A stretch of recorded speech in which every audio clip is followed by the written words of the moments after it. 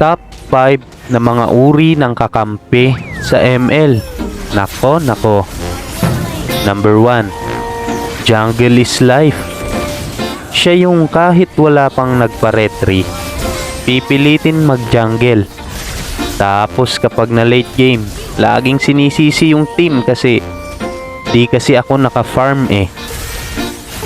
At number 2, AFK Lord. Hindi mo kailangang i-report.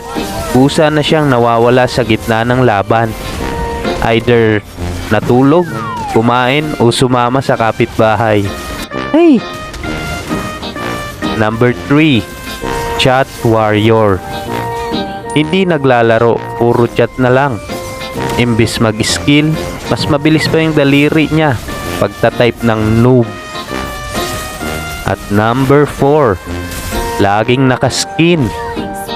Kahit wala pang alam sa hero, basta may skin, feeling niya MVP agad. Pero ang ending, 0-10-0. Aray ko. At last, the Retry King. Sa kanya ka lang makakakita ng retribution na ginagamit sa minions. Aray!